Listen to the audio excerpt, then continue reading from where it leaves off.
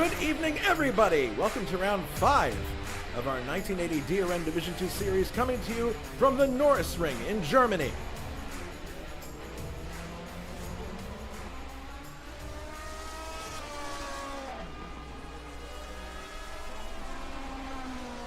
I am Jason White. I will be our play-by-play announcer for this race. Drivers are in their warm-up session right now, getting used to their race setups for the cars, so let me run down the top 10 for you in qualifying as time expires. On the pole for this race, Liam Dolan with a time of 53.086 seconds. In second place, David Watman, and he's about 2 tenths of a second back. Third, David Saber. Fourth, Juha Bos. Fifth, Cezariusz Lipinski. Sixth, K.O. McKeels. Seventh, John Team. 8th, Anders Nilsson. 9th, Tim Hilla. And 10th, Simon Watman. Those are your top 10 in qualifying for this 5th round in our 1980 DRM Division II Series race.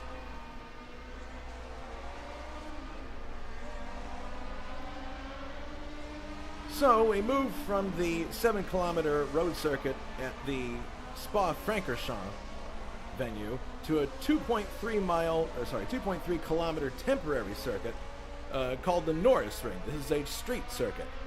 Now, on paper, and looking at this map that's in front of you, you might think that this is a rather uninteresting and simple circuit, but don't be fooled.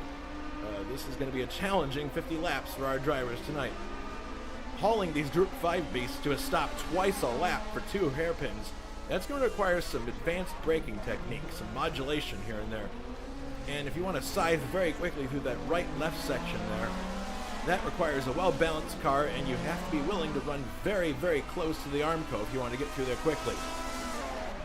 And for those with turbocharged entries, they must avoid pushing the engines too hard. That's really the case in every race we run. But on the start-finish straight here, assuming they want to finish, they can't push the cars too hard. Our drivers are going to go for 115 kilometers, and the distance will likely go by very, very quickly, meaning that the quality chances for advancing one's position will be at a premium. Historically speaking, the Norisring was originally established as a motorcycle racing venue in 1947. It became known as a sports car racing venue in the 1970s, and since 2000 it has been annually used by the DTM series, the premier German-based touring car series. So this is a track that, despite its diminutive and rather simple nature, has a lot of history to it. Alright, so let's take a look at the point standings going into round 5 today. These are the points after round 4. Nicholas Kirsten is firmly in command with 50 points. In second place, tied for second place, in fact, Juha Bos and Matthew Sibignani with 27 points apiece. Fourth is K.O. McKeels with 26 points, and then Simon Watman stays in the top 5 with 24 points. Here's a quick refresher on how the points are distributed in this race and all the other ones. 20 points goes to first place, 15 points goes to second, 12 to third, 10 for fourth, 8 for fifth, and then it's 6, 4, 3, 2, and 1 down the line. You have to be classified by crossing the finish line after the winning driver has, and the best 11 results will count towards the championship total. So why don't we go out on the circuit here now and see if we can pick up somebody here.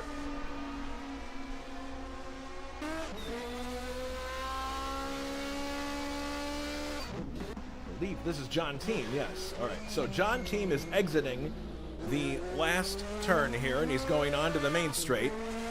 Actually, last turn but one. He is now on the main straightaway. You can see the starting grid there. He crosses the line. This is the fastest part of the circuit. The car drifts to the right here, and now he has to slow down for the Grundigkehr, the first of the 2 hairpins. And what makes that difficult is you're turning as you're braking there, so it's very, very difficult. Now into the Scholler S, which is a very quick flick to the right and back to the left. If you get this right, you can make up tons of time. If you get it wrong, you can lose tons of time. Now exiting the Scholler S onto those tiles onto the right. Down the Zeppelinstraße. Downshifting one more time. This is the second hairpin once again. Accelerating out.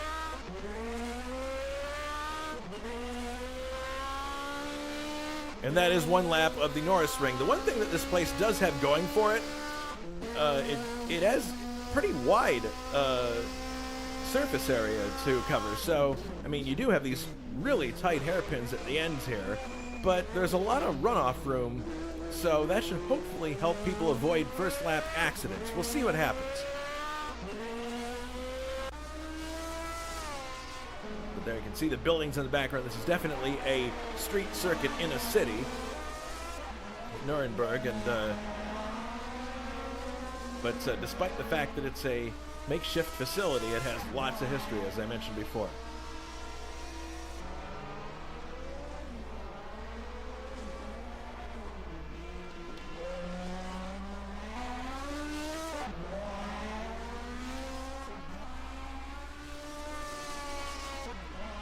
Now, regarding the real-life history of this race, there were some pretty dramatic moments. Hans Heyer was very lucky to survive a very, I guess you could say, violent accident. We're going to go to that in a second here. I've got videotape to show you, and you'll see just what happened to Hans Heyer in the actual race in real life. So watch for a blue car here in the background. Bam! Against the barrier there. The cameraman doesn't quite pick it up right away. And there you see the car rolls over on its side, wheels askew, and the car basically disintegrates there. And in spite of the severity of that impact, they open the door. Hans Heyer clambers out almost immediately and gives a signal that he is okay. So that is an incredibly lucky escape for Hans Heyer. It was learned later on that what actually happened is his left front brake disc had failed, and he was braking heavily there for the hairpin, and the car just veered to the left and into the barrier, and you can see it just came to rest on its roof. Let's get another look. There's the car, or what's left of it. But Hans Heyer very, very lucky to survive that incident.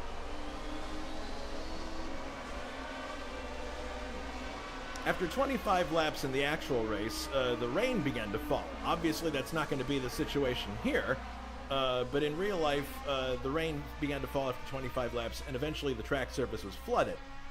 The race director showed the field the yellow and red flag, and that meant one more lap before the race would be stopped. Hans Stuck, who had been in second place behind Harald Ertl for most of the race, tried a daring overtake at the first hairpin, but he slid wide and lost a lot of space. He just clipped the outside barrier and the right rear of Ertl's Capri as he rejoined the fray.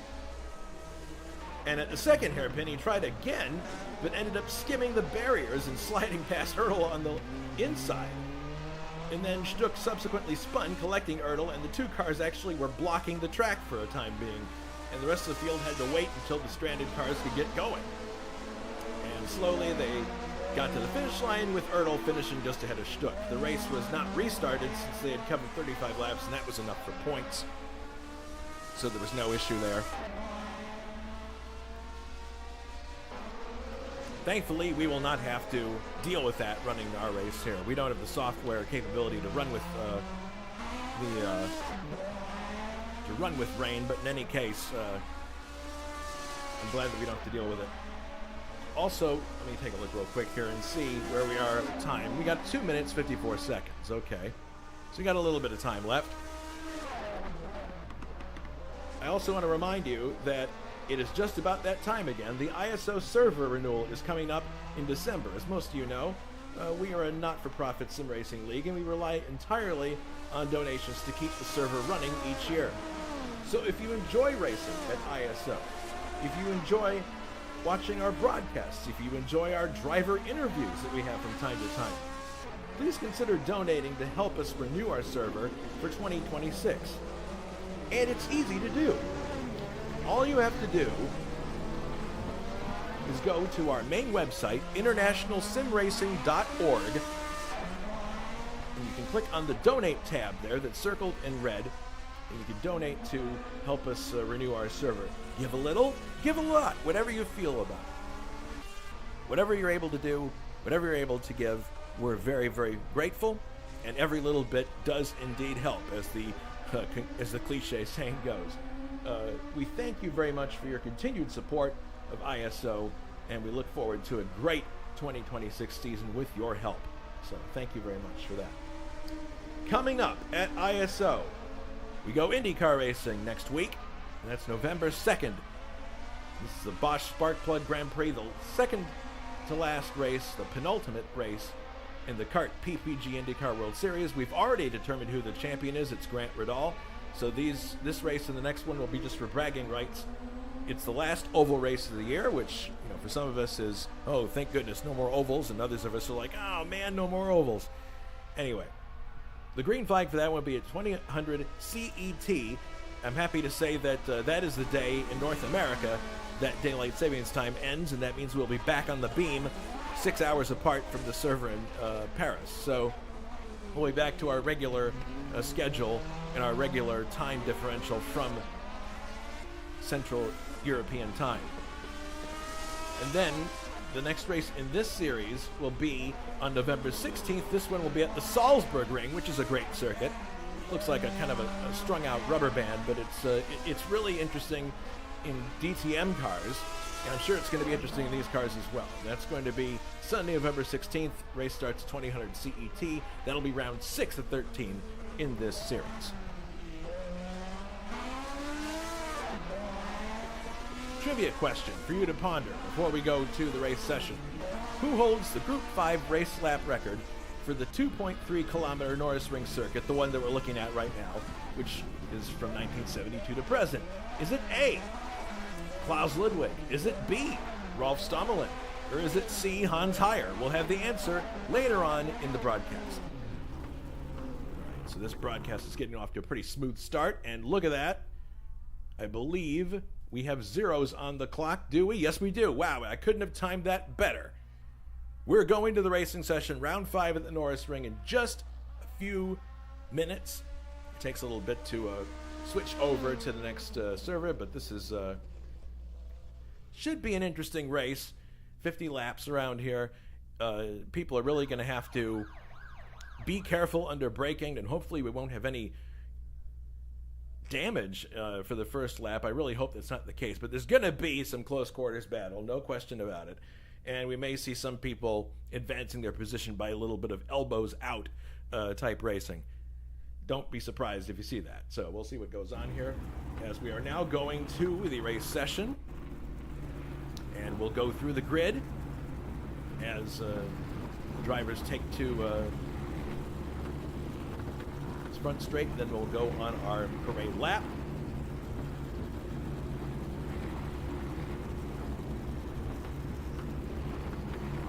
Liam Dolan, the pole sitter, now joins the front straight, probably trying to preserve engine life by going on as late as he possibly can.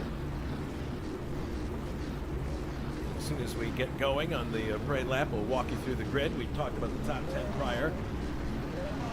As you might guess, turbos do have quite an advantage here, assuming that you can get the power down. We're going to go for one lap as a pace lap, so that's why it's set at 51. So this first lap will be run at slow speed. Here we go. On the pole, Liam Dolan, Team Schnitzer number 56. That is one of the Arrowhead ones, I believe. Second is David Wattman, Bavaria Team number 67. I think this is the first time David Wattman has started on the front row, so this ought to be really interesting. Third is David Saber, Sachs Sporting number 52 in his Capri Turbo. Fourth is Juha Bos in the other Arrowhead BMW, Team Schnitzer number 55. Fifth, Shazir Slipinski, Karl-Heinz Becker number 57 BMW. Sixth, K.O. McKeels, Weblinger Motorsports. Seventh, John Team in the Weigel Racetech. That is a Escort Turbo. Eighth, Anders Nilsson, Janos Toth number 75. Ninth, Tim Hilla, Tough Coat Dinall number 33 Porsche. 10th, Simon Wattman. Lothar Wagner, number 63. 11th, Bruno Chacon. Jägermeister Racing. 12th is Eric Candido.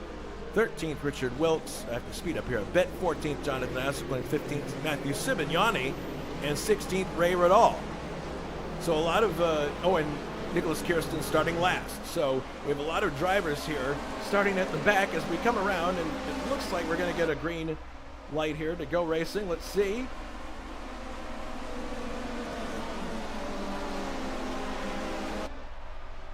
And there we go. The race is underway. Cars split 3 wide. Look at that. Juha Bos had an incredible start. Going down into the first turn. Let's get a wide shot here. Hopefully everybody will be able to get through it, no problem. Yep, there they go. And you can see Juha Bos in the lead. Oop, a little bit of hargy-bargy there. Oh, goodness, there's a car into the wall. That might be Cezarius Schlipinski. Let's see. It is. Schlipinski was forced into the wall. Cars heading through the S. Anders Nilsson is DNF'd already from that first lap Schmozzle. That's really, really unfortunate. Juha Bos in front, Saber second, David Wattman retaining third, Matthew Sibignani is in fourth, Liam Dolan is in fifth. Here they come now, down to complete lap number 1, and you can see Sibignani there moving on David Wattman. He's going to try to overtake him going into the hairpin. It looks like he's going to be successful. Yes, he does outbrake Wattman into the corner, avoids hitting David Saber, so Sibignani up to third place in his Lancia. That's incredible. Sibignani gained 12 places on the start. And I don't think I've ever seen anyone gain that much on just one lap before. That's incredible. Good grief. Shows you the capability of his car. Meanwhile, David Wattman lost 2 places there, so he's going to have to try to get close again. But here, you can see Sibignani once again going for the inside. That's not a good idea. He could see daylight, but there was no way he was going to get alongside Saber. But Sibignani in a very racy mood. He's got to remember that he's under a microscope as far as the admins go. He can't be doing any kind of passing attempts like he was doing at the airfield at Mines Finton. Looks up the inside. Is he going to get Saber? Looks like he does, actually. Saber taps him a little bit, but Sibignani up to second place. So Sibignani definitely asserting himself early on here. We'll see if he can get to the front. His teammate, Richard Wilkes, also started very far back, and he is in 7th place right now.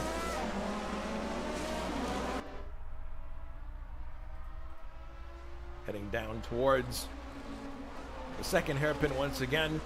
It appears Sibignani's got that place pretty well locked up for the moment. Coming into the hairpin, here's Richard Wilkes going for 6th place on Liam Dolan and takes it. So Dolan, who started on the pole, is all the way back to 7th place now.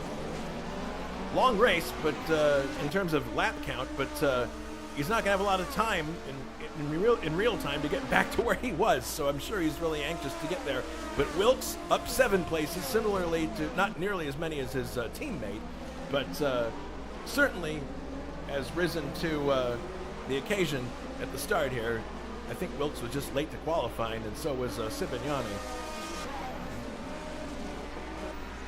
Cars are starting to string out here towards the back. There isn't a lot going on here, but Cezarius and Anders both out of the race. That's really unfortunate. Now, here we go. Now Sibignani is starting to engage Juha Bos. Closing right up underneath his rear wing. Looking from Juha's car, you can see the Lancia in his back, in his rearview mirror. Heading for turn 1. I think he's pretty safe at the moment here. Juha shows us the proper way to brake for the Grundig car. Here they come for the Scholler S.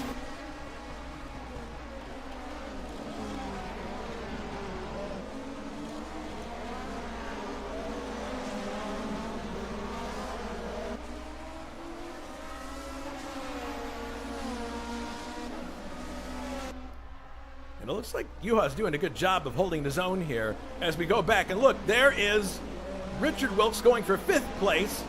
Well, actually, he is in 5th. He's going for 4th right now, trying to get around David Watman. Can't quite get it done. Is he going to accelerate down the... Well, it's kind of pinching the car there. John Team is closing in on this group, too. So this is a pretty good battle right here. David Watman maintains 4th. Wilkes going up the inside. Is he going to be able to take David Watman? He's going to have to brake very late. And he decides, no, that's not a good idea. I agree with him. Discretion is a better part of valor there. Juha Bos is maintaining the lead. Sibignani's in 2nd. Look at Wilkes. He's going to try to go around the hard way, around the outside. Can he get it done? Maybe he can't. Yes, he does. Wow, that's great. Wilkes is able to get up to 4th place using the outside line going into the shoulder S. That's pretty amazing.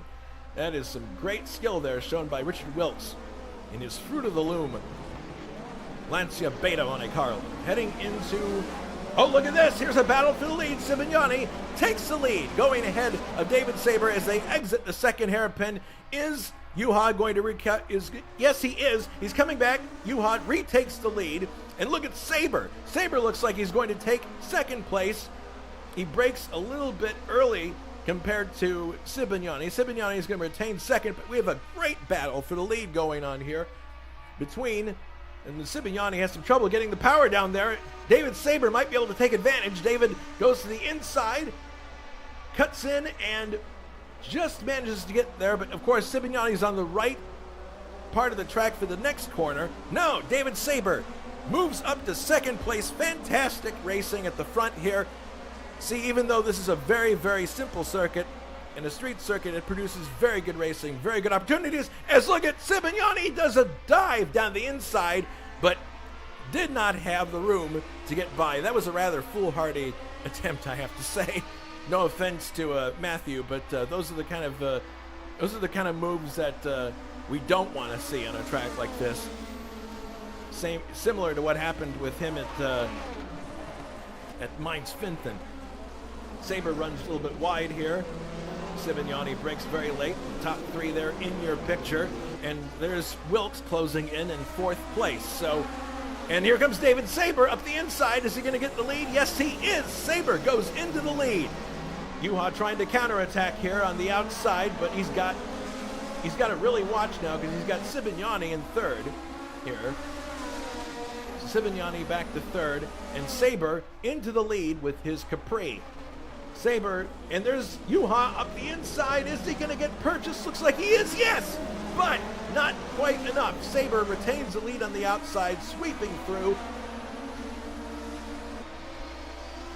To start lap number 9, Saber in the lead. Bos in 2nd. 3rd, Sibignani. This is great racing.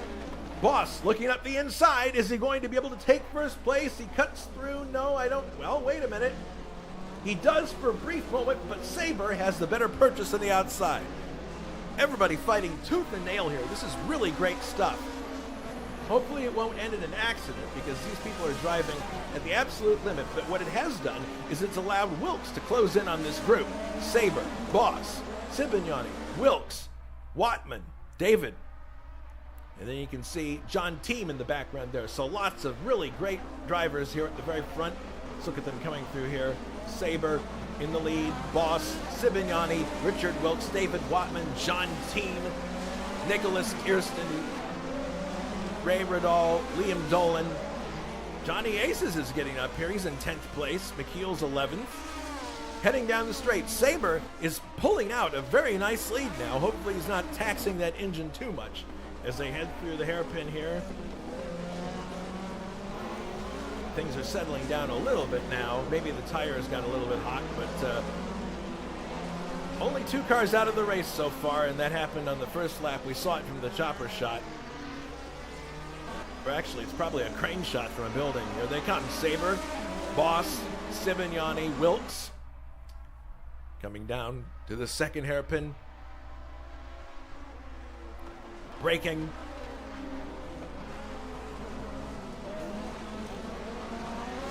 Bos getting a little bit of purchase on the inside there, but not enough to really advance his position. Oh, some late braking there from Ray Riddall. Liam Dolan, 9th place. Asser Clinton, 10th. Okay, so look at this. Bos seems to have a little bit of a head of steam here. He's going up the inside. Is he going to grab the lead from David Saber? And they're side by side. Little bit of a love tap there. Saber retains the lead, defending himself on the outside of the corner. Great job by Saber to keep the lead there. Heading into the Scholler S. Oh no! Oh goodness, that's not what Juha wanted to happen. He's lost his front wing, tapping the leader, David Saber. That is going to make his car a handful for the rest of the race. He doesn't want that, and it's going to make him, if Sibignani saw that, it's proverbial blood in the water. You see right there, that's the problem. He swings wide, he doesn't have the downforce. The car will now be harder to drive as far as getting purchase in the corner. So we'll see what happens here. I mean, going into the pits and fixing the car is not an option unless you want to finish in last place on the road. We'll see what happens here if he's going to run wide. And you see there, he's having a really difficult time making the apex. And the two Lancia drivers behind him are probably rubbing their hands together figuratively, going, aha, here we go. Here's a chance to advance our position. But, my goodness, this is a really, really exciting race so far. Lots of interesting stuff. And Saber, a guy who hasn't had the best of luck in these cars, the Group 5 monsters, he's in the lead. And I think if he won this race, it would be a very popular victory. Saber, who is really responsible for so much of the stuff that we've had behind the scenes, IndyCar racing, USAC. He's driving force behind a lot of our modding efforts. And here he is out in front in his Capri Turbo, SAC Sporting entry, braking now for the hairpin. Let's see what's going on here with second place, because here's Bos. He's actually, well, he managed to maintain his position there, but it looks like he's putting a lot of pressure on those front tires. And that means that they're probably going to overheat, and it could cause a big problem. Here's Sibignani. He's trying to attack on the inside, and credit to Bos, he is holding him off for the time being. But the question is, how long can he with that damaged front of the car? He's not getting any downforce there, and that means that the car will push, as we say in the United States, or understeer, as they say in Europe. You can see right through to the back of the car there. And Sibignani right now is basically just waiting for the right moment to slip by. He's not going to have to really try too hard, I don't think. But Bos, credit given to him. He is continuing to soldier on. He does not want to give that space away to Sibignani, although here it comes. Sibignani simply powers by on the straight, and I don't think Bos would be able to do anything to stop him. He's probably going to lose. Well, Bos, oh my goodness, Bos runs completely wide. He overcooked it going in there, and now Wilkes is going to probably take third place. Yes. Oh no, actually no. Bos is in front of him.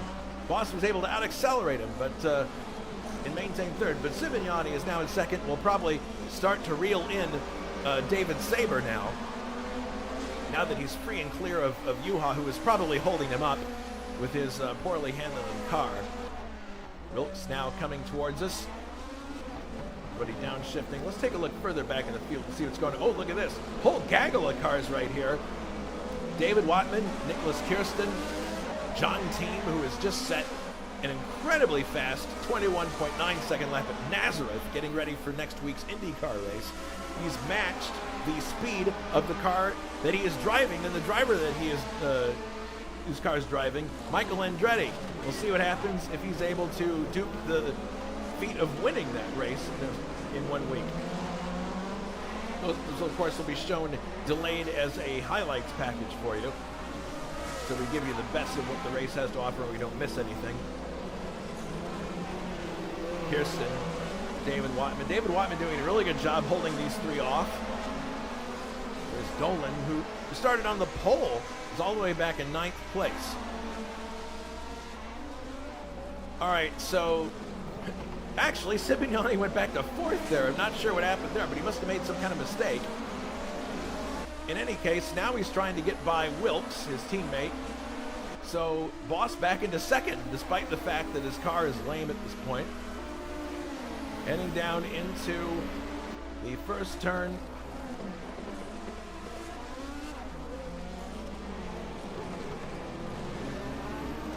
Bos doing his very best to hold off these two. And actually, Bos although I'm sure it's not part of his plan, is doing a huge favor for David Sabre, because David Sabre is 4.7 seconds, 4.95 now out in front, and he's basically slowing up to Lancia Beta Monte Carlos. That's probably not his point. That's not what he wants to do. He's racing because he wants to race. Uh-oh, there's some smoke coming from the car. And you can see on one hand, David Sabre, he's out in the lead, and Bos is really just doing his best to maintain second, but it's probably not a position he's going to be able to maintain for much longer. That looked like that smoke was coming from somewhere other. No, it's tire smoke. Yeah, of course. So Bos runs a little bit wide, but the other two, actually, there goes Cibignani passing Wilkes in the corner. Can he maintain that spot? No, Wilkes is going to stay in front. So while they're stuck behind Juha, it's just, well, he's not really getting too far into the distance, but it does definitely help David Sabre, because he's keeping Bos, in trying to stay ahead of them, is keeping these two faster cars at bay, and their chance to challenge David Sabre in the race is rapidly diminishing, because it's a 50-lap race. These laps go by so quickly. Each lap is a little under a minute, and if these guys have just an incredibly hard time trying to get by, that will cause David Sabre's lead to increase. And they're also fighting against each other. The two, there's no team orders at the Lancia stable, so these two are just going to keep going at it, and that will also be a problem because it'll slow them up, and it'll be interesting to see too what happens, because David Watman and the group that's following him, they're closing up too, so this could become a very combustible situation in just a few laps. So you can get a situation where Sabre is now 8 seconds in front. That's incredible. Actually, no, 6.8. My apologies. I was reading it farther back. 7 seconds at the line now. David Sabre's lead is increasing. Here comes Wilkes on the inside trying to take Bos. My guess is he won't be able to defend it this time. We'll see. Juha brakes late. Goes to the... Well, actually, you know what? This is a tribute to Juha's driving ability, that he's able to keep himself ahead of these two. Really, really impressive stuff.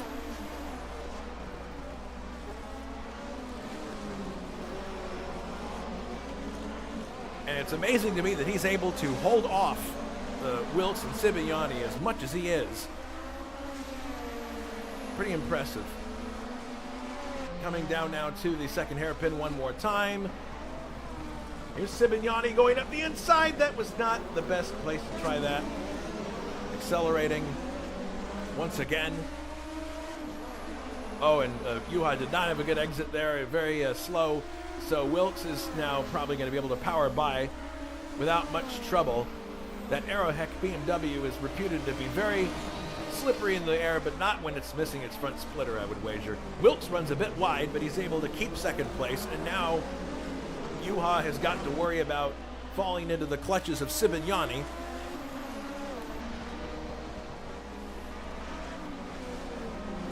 Through the Scholler S. It's pretty amazing that we only have 2 DNFs so far in this race. We're on lap 20 right now. Another 5 laps will be at half distance. Wilkes braking now. So the interesting thing now will be, now that Wilkes is free and clear of Bos, will he be able to close down the gap to David Sabre? So we have to keep a close eye on that. Right now it is 7.5 seconds. As he hits the line, it's about 7.6. So we'll see next lap if he's able to make any inroads on first place now. Bos actually is not taking this line down. He really wants to get that back, but well, actually, Wilkes has a wide exit of the turn, and Bos gets second place back. This is pretty impressive. Wilkes, though, is going to take it again. Yeah, he has the preferred line going into the Scholler S. There he goes. And once again, he takes second place. And you can see David Watman and his friends up in the back there. They're slowly reeling these guys in. So let's take a look at the gap now between Wilkes and first place as Sibignani goes to the inside and this time is able to get by cleanly. That was a very good, clean overtake into the corner. He saw the daylight, he went for it, and he just had the room to do it. Very well executed. Coming down the straightaway, I think Juha's car might just be a little faster in a straight line than these two, and that's probably what's keeping him in touch with them as they go, oh no! Oh my goodness, there's been an accident! Juha Bos and Richard Wilkes collide, and Richard Wilkes is out of the race. No wheels, fire on the engine. Let's see this once again from his rear view. Braking, and Juha, I think it's fair to say, misjudged the braking zone and collides with the back of Richard Wilkes. Fire, so it not only destroyed the back end of the car, it also blew the engine. But there you see, he just absolutely runs clear into the back of Wilkes. Is going to be a very, very angry driver. Just harpooned there by Juha Bos. Parts flying, wheels flying, and they're both going to be out of the race. That's just really awful. Really too bad. And because of this, David Watman suddenly finds himself in third place, so he's climbing back up the chart. Here's Kirsten, though, in the inside, looking to take the position. They slide, bang, a little bit there. A little bit of bodywork contact there. But Watman stays in third place. David Watman in that blue BMW. Let's see what happens here. Sibignani's in second, and he is 8.5 seconds behind Saber, so Saber doesn't probably know what happened back there. He's too busy focusing on what he's doing, but my goodness, that was a really, really unfortunate DNF. Juha just simply misjudged the braking and ran clear into the back, and I'd say that probably some of it you can lay at the feet of the vehicle being in the situations, and I see a lot of smoke there. I'm not sure what that is. That is coming from a car in front of, there's a Sibignani. Somebody is smoking, and it appears to be a BMW in front of this group. It's not Tim Hilla who gets out of the way there. Yeah, it is a lapped car. Yeah, there it is. It's Candido. It's Candido. Candido is smoking, so his engine is likely not long for this earth. We are joined now by Juha Bos in the booth. Juha, that was really unfortunate. It looks like you just, to the outside, it appears that you just misjudged the braking by a shade, but I'm sure not having a front splitter didn't help. It kept locking up worse lap after lap, and I was hoping nobody would dive in front of me in the braking, which happened in the end. Well, I mean, driving without a front splitter like that, you left less downforce. So I'm sure the car was pushing every single lap, as we say in the United States, understeering, as you would say. Wasn't nice, because I think I nearly put Wilkes in the wall twice because of it. Well, I would wager to say that your front tires heated up really fast too, because of all that pressure that was being put on them. In any case, it put an end to a really spectacular race. We were really enjoying it, back and forth. It was really a lot of fun. But now, the interesting question now is going to be, and then Candido's still smoking there, so I would anticipate he's going to be parking the car at some point here. But Sibignani in second place. Now he has to try to reduce the gap between himself and David Saber, but the gap is actually increasing now. It's up to 10 seconds, 11 seconds. Saber was benefiting from the battle that you were having with the two Landsus. He was able to stretch out his lead, and Saber is having a beautiful race from his point of view. Out in front here, we're past half distance. What do you think his chances are of bringing this Capri home in first place?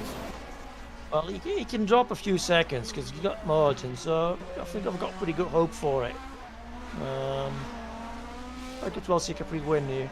And it would be a popular victory, I would wager, because David is he hasn't had the best of luck in these cars. When I speak about the cars, I'm talking about 79 and 80. He doesn't have the best of luck, but so it'd be really cool to see him get a victory here in this Sachs Sporting entry number 52. Yeah, because the best he's had is was second Nürburgring, I think. Yeah, and that's it. So Sibignani soldiers on in second. Ray Radal in another Capri is in third. Oh, there goes Candido's engine.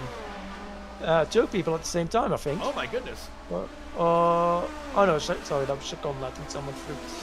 David Watman started in second, but he's been able to climb back up again. He fell down the order at the start, but he's back and forth now thanks to the attrition. And he's been running some pretty consistent laps here. He's been able to keep the likes of John Team and Nicholas Kirsten behind him. Those are big names in this league, and gives you a lot of... I've been meaning to say, David Watman this year, he's had a very, very, very good year. When you look at his performance over the course of the year in IndyCar racing, in these Group 5 monsters, he's had a great season for himself. Yeah, he's really improving. Yeah, he has nice a lot. Well. Yeah, he's really rapidly becoming one of the drivers to watch. His points spread, the points that he scored in IndyCar racing tell the story. He's just very, very consistent. Team now looking to see if he can sneak up the inside. No, but David's really driving consistently. Looking really, really good. We'll see if he's able. He runs a little wide there, but not to the point where he can give up anything. So we'll see what happens here if he's able to reel in Ray after a while. The gap between Sibignani and David Saber is about the same. In fact, it's grown. It's now 12 seconds. So basically, if Sibignani wants to win this race, he's probably going to have something happen to Saber. Not that we would wish that on him. But that's probably what's going to happen. The real battle right now is the best battle on the circuit is really the people that are following David Watman. We'll have to watch and see if the team can get underneath him at some point here. By the way, I was mentioning earlier, team has already set a 21.9 on the IndyCar server, which matches the pole speed from 1987. So he's already got great pace in that Michael Andretti Craco March. We'll see if he can win the race on Sunday. I would make him a favorite of mine if I mean, history is any indication, but David Watman, he's got his brother actually ahead of him here. I was about to say, he's about to lap his brother. About to lap his brother, but he's really doing a great job staying ahead of this group, and it doesn't appear that he's holding them up in any way. He's just good. It's just good racecraft on his part. And these people behind him are no slouches. There's a team. Nicholas Kirsten, who's on an incredible hot streak this part of the season. He's won in IndyCars. He's won in the DRM series. Very quick driver. I think he actually might have missed qualifying because he started way low. As David goes in the inside of Simon. Simon makes plenty of room. Doesn't want to cause any issues here, which is typical of Simon. He's a gentleman driver. Now, I don't think all these cars can get past Simon in one go. Well, maybe. He's trying to make it simple. There they go. Now Johnny Aces has got to get by. There he goes. Johnny Aces is up to 8th place now. So again, attrition is benefiting some people here that started a little far back. It blows my mind that Sibignani gained 12 places on lap 1 alone. Think about that for a minute. 12 places just off the start, because he started in the back. And I wonder how much of his engine he risked with it. Well, he was 12 places up after lap 1, which is astounding. That's just astounding. I mean, I know that Lance is quick, but still, good grief, 12 positions. Oh, David runs wide. Yeah, a little bit wide, but looks like the guy's stacked up behind him for a second there, but he stays in 4th place. Wonder how long Ray is going to be able to run by. And Ray is up 13 positions too, so he's had a fantastic race as well. I wonder how long Ray is going to be able to hang around by himself here in 3rd place before he starts getting David knocking on the door behind him. The other question, of course, that we have to ask ourselves, and it's just speculation. There's no way we know unless we're the driver, but how hard have these drivers been pushing their cars, specifically the turbocharged entries? Are they on the ragged edge of making the end? Uh-oh! There was a piece there that David Saber ran into there. Somebody ahead of him has lost a piece in the Scholler S. Not sure who that is. KO, I think. All right, well then. Yeah, KO just retired. KO actually lost an entire wheel there. Oh my goodness. See if we can get that on a replay. Easy to do in that S, because if you just miss time turning in, it can easily, well, it's too far back, forget it. But yeah, you can very easily lose a wheel if you clock one of those barriers.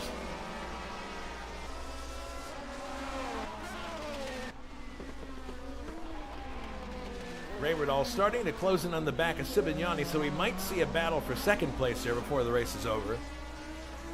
But it doesn't appear that the group that's being headed by David Watman is making much headway here to close in on these two. So I think our best bet at this point, Juha, is that we will see a battle for second place. Saber just needs to keep the car in the road, and from his perspective, hopefully that's all that he needs to do.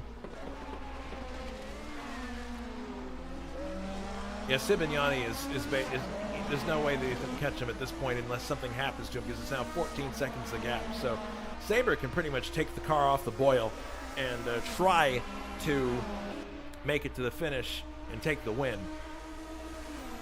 That would be the tactically smart thing to do at this point. As Sibignani enters the Grundig car.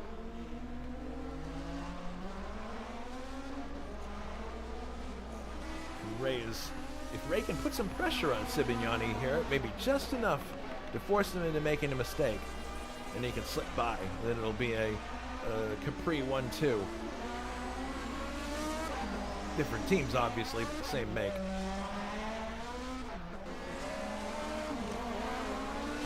And this gaggle of cars still stacked up behind David, but he's not letting the pressure get to him. Kirsten here might have a go at Dolan before long.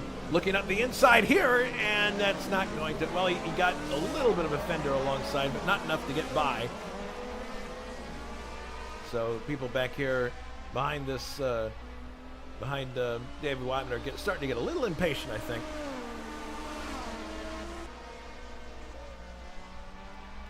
I think Ray is also getting impatient because he's getting really close to him. Ray is definitely closing in now. You can see the gap is closing for sure visually. So we do have a race in our hands for second coming up here. Ray drove most of the race kind of by himself, but now he's close. And I wonder if it's just a function of Sibignani saying to himself, uh-oh, I may have pushed this thing too hard. Maybe I should slow up a bit here. But yeah, Liam just ran wide into a wall. They're still going. No. Did he lose any parts?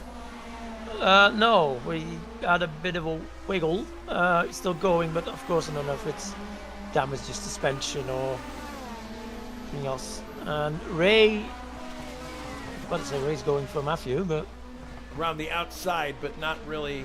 If he squares off the corner, he might have a better exit. As they accelerate now for the Scholler S.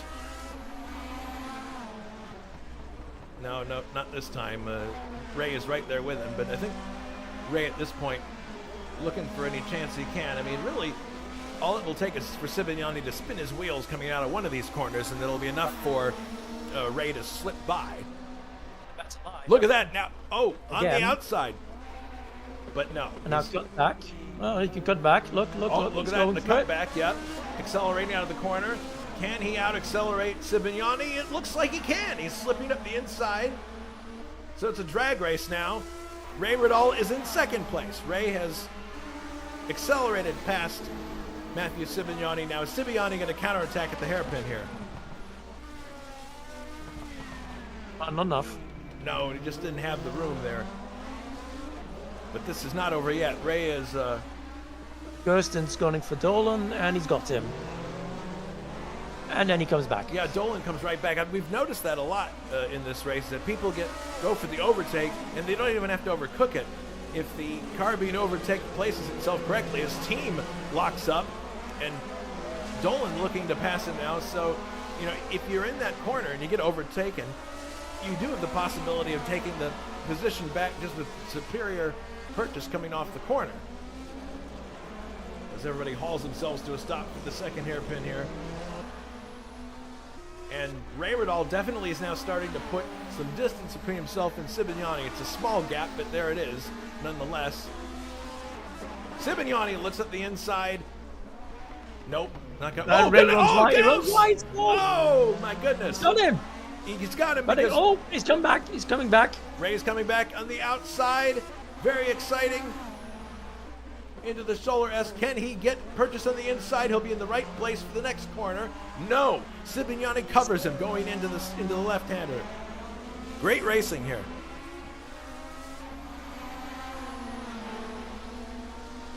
Still got 12 laps left. Yes, it'll be an exciting 12 laps if this is any indication. One of the real challenging things about this course, Juha, and I pointed it out earlier, is here comes David Saber with a very different line off the corner than Sibignani. When you're braking for these hairpins, you're having to turn as you're braking, and that definitely makes it a more difficult prospect, doesn't it? Well, that's how I ended up running somebody off track, so yes, I confirm that. That doesn't help. Sibignani maintains second. Ray is right there with him. Although the turn is very, very mild, so especially the second hairpin doesn't matter. Once you got the right line, it's just straight braking. Yeah, because I would wager these Group 5 cars do not like to turn and brake at the same time, especially the especially the turbocharged ones. But here they come now down towards the second hairpin. Yeah, still not having it. Nope. But there's plenty of time here for Ray to make another move as he goes up the inside here. Can he get the power down and slip on the inside? He's got the position on the inside. He's in second. Now it's a matter of how long? Yeah, now it's a matter of can he outdrag. He goes to the outside. They switch places on the road. Sibignani will try to outbrake him going into the hairpin here. And he obviously has the position now, but watch this. Here comes Ray on the outside. No, didn't quite get the power down. I think Ray was too far on the inside. Yeah. Nice move by Sibignani. Just brake where he should. Yeah, that was a textbook pass there. And meanwhile, while all this is going on, David Saber is in the lead by some 14 seconds in his Sachs Sporting number 52 Capri. And you're watching the battle here for second. David Wattman is down to sixth. Interesting. I wonder what happened there. Yeah, it looks like something might have went wrong there. Let's see. Yeah, he must have had some kind of... Yeah, we'll have a look for it. He must have made some kind of mistake. But there's Dolan coming through now, trying to take David Wattman. Dolan in the Aeroheck, but no. David Wattman is able to out-accelerate him. It looks like Asserklint might actually pass Dolan here. Actually, what happened, I don't know where John Team passed him, because that's quite a long while ago. But Dolan and Kirsten, thank you. I've got it. So he basically got dragged by John Team coming into the S. And then on the second hairpin, Kirsten and Dolan took him under braking. Well, the battle for second place is still very close between these two. Saber is some 16 seconds out in front now. He is just driving away. And it's really going to come down to looking from a high-mounted camera shot here. You can really get a sense for how when people are braking and how much space they have from these high shots. They're really helpful where that's concerned. Accelerating out of the first hairpin into the shoulder S. I'm thinking that there probably be one more good skirmish between these two before the race is over. Sibignani oversteering a little bit on exit there, but not enough to lose any time. There's our leader, David Saber. Uh-oh, wait a minute. Let me run back. I think Saber might have had an incident because the gap is now 12 seconds. Let's have a look at what happened here. Going into the last hairpin. Interesting. He just had a little bit of a slow exit there. I'm not sure what that was about. Maybe something maybe something distracted him there for a second, but he's okay. He's got 12 seconds. He lost a few seconds there in the exchange, but he's coming up on Simon Watman now. Appears to be okay. Look at this, Sibignani and Ridal have just dispatched Tim Hille in the Porsche.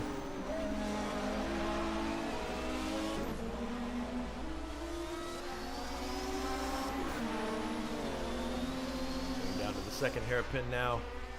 These two look pretty equally matched at this point.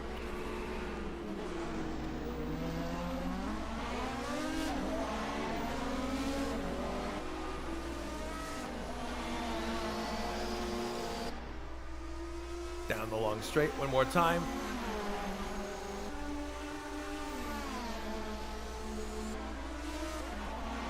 And they got a bunch of cars here they have to lap coming up here.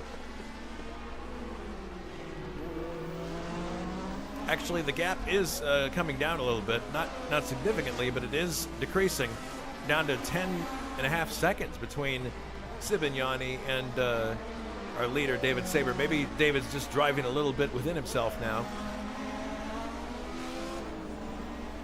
Wouldn't be tactically a bad thing to do.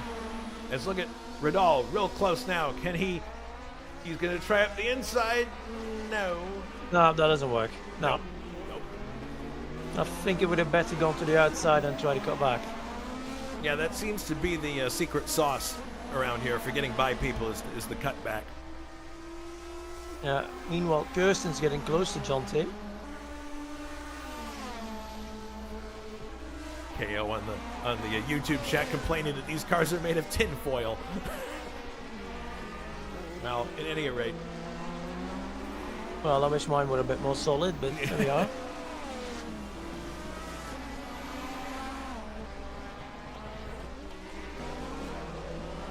So team is solidly in fourth now with Kirsten behind him and then Dolan and David Watman. So we'll see if Kirsten can close in towards the end of this race. But here's Ridal again, very close. He's going the outside now. Maybe he heard you, Juha.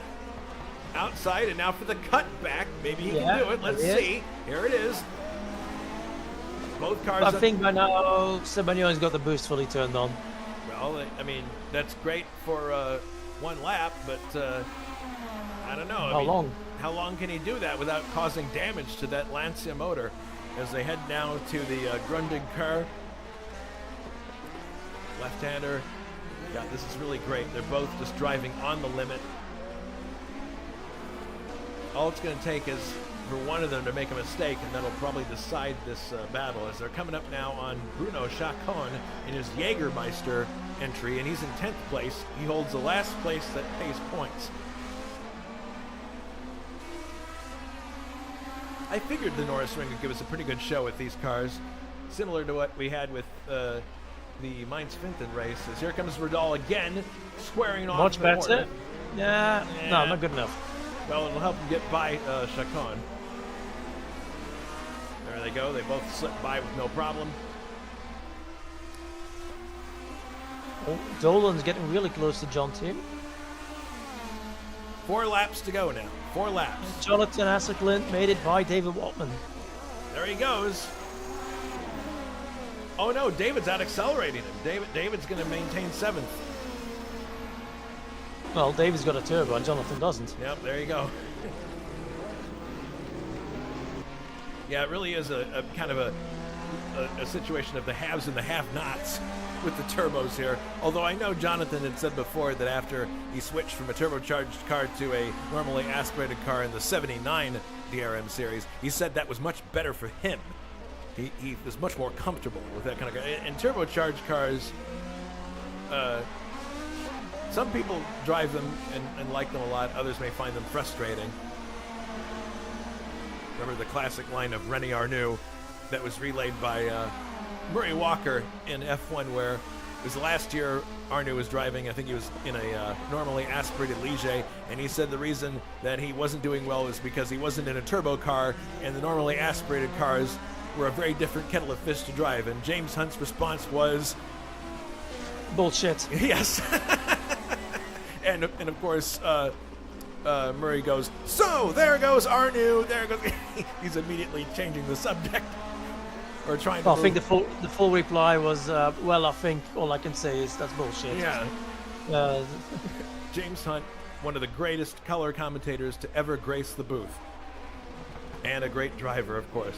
So here we're still watching this battle between Ray Riddle and we're coming down now to 2 laps to go. John Team is taking Liam Dolan.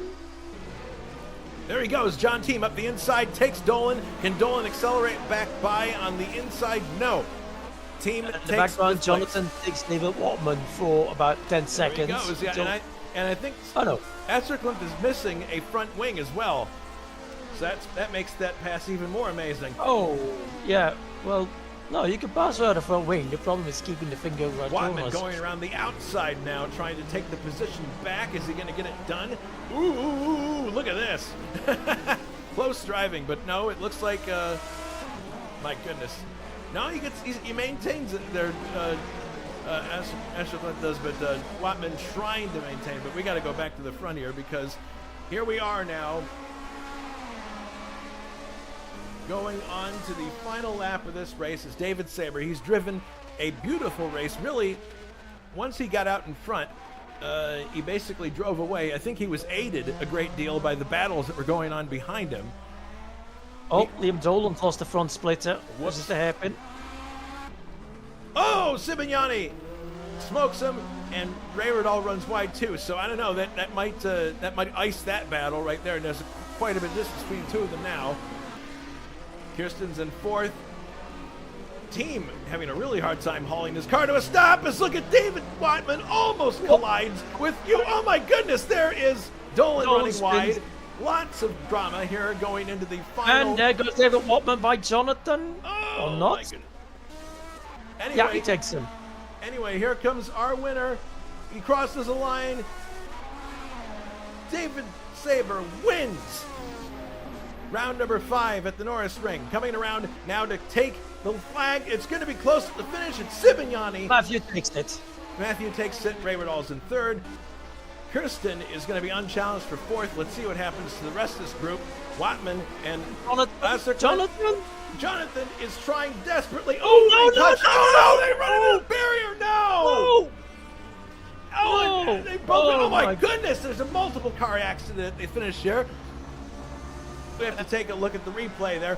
Watman racing very intensely with Assercliff. They touch going through that last curve. Watman hits the wall. Assercliff careens off the side, and they actually catch Bruno there. And so it's a 3-car accident technically. But that is going to be costly because that is part of the rules. You must cross the finish line after the leader has. And neither of these cars did. Assercliff and Dolan now 6th is, well, he crossed the line, but it looks as if that's going to cost points for David Watman and Johnny Aces because they didn't cross the line. That's correct. Wow. And I think they also took up Bruno Chacon in there. Yeah, Bruno ended up being an unwitting part of that. But there you see our winner coming into the winner's circle. There's Saber. He's already in the garage, but what a fantastic race from him. Textbook driving, very clean, and he was helped, I believe, by all the stuff going on behind him. It's hard to chase down a leader when you're battling with other people, but great win for David. That's fantastic. Annoyingly, Jonathan's little accident also, did it prevented Bruno Chacon from finishing. So that means there are 3 cars that are not going to score points because of that rule. Yeah. Very, very unfortunate for those 3. Wow, and very hard racing at the finish. Goodness. All right. Yeah, that's very unfortunate. All right, trivia question now at the end of this race for you to answer. Who holds the Group 5 race lap record for the 2.3 kilometer Norris Ring circuit, which is the one we're looking at? That's been around since 1972. Was it A, Klaus Ludwig? Was it B, Rolf Sommelen? Or was it C, Hans Heyer? I'll go for Klaus Ludwig. All right, we're going to wait a bit and see if anybody... It's been pretty quiet on the chat today. I think some people might have got fooled by the daylight savings time. And they didn't realize when the actual start was. So you're going to say Klaus Ludwig? Yeah, Klaus Ludwig. Well, I'm sorry. That's not correct. The answer is Rolf Stommelin. 49.820 seconds in 1979, and he was driving a Porsche 935J.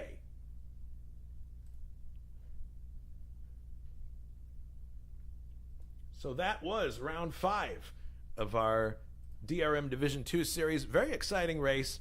In some cases, not for the right reasons, but lots of interesting overtaking maneuvers. You mentioned the cutback was the preferred method by a lot of people, and it did work in a lot of cases. Sometimes it didn't, but it was really interesting to watch that unfold.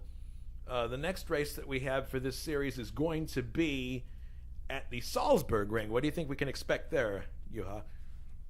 I'd say slightly less overtaking, because Salzburg Ring it's more flowing.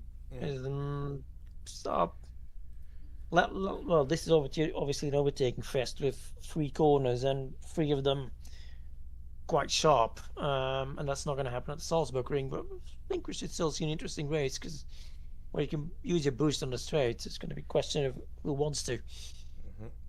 Well, we'll be there on November 16th to cover that one live for you. Round 6 out of 13 of the series. Green light will come on at 2000 CET. I can't say CEST anymore, because that is summertime. We're on European regular time now. And then next week we go back IndyCar racing, and that will be shown to you via highlights package, the Bosch Spark Plug Grand Prix at Nazareth. I mentioned that John Team is already setting the pace on the server. That is a very frantic oval. It's like Phoenix, but even more so frantic. So it's going to be a very interesting 200 laps, probably a survival race. We'll see what happens. Green flag for that one at 2000 CET. There are plenty of cars that are available, so if anyone wants to get one more oval race in before the year is over, I know half of our drivers are like, oh, great, one more oval, and other people are like, oh, no, it's the last oval. But we'll see what happens with that race. But before we go, one more appeal to all of you to perhaps donate a bit to help us with our server. We're a not-for-profit racing league. Everything that we do here is funded by you, the driver, the viewer, and that helps us to keep our server running. So if you like driving at if you like driving at ISO, if you like our broadcasts, if you like our driver interviews, I'm still trying to secure an interview for the next few weeks. It's not easy to do this stuff. But in any case, if you like what we do and you want to support us, please go and donate to help us get the server going. Again, all you have to do is go to our main website, internationalsimracing.org, and go to the donate tab, which is circled there in red for you. And you can give a little, give a lot, whatever you feel comfortable with. We're really happy to have your help, no matter what it is. Thank you again for your support of International Sim Racing Organization. We're looking forward to another great year in 2026, and it's not possible without your help. That I can definitely say for sure. So that's the broadcast. Thank you everyone for tuning in. Thanks, Juha, for popping in for a bit of color commentary. That was helpful. Appreciate that. Even though it's not under the best of circumstances, but I appreciate the help. And so the next time that we see you will be tape delayed for the IndyCar race, and then we'll be back live for this one coming up on November 16th. This series, I mean. So for Juha, this is Jason White saying so long to everybody on YouTube. Everybody, take care and be safe.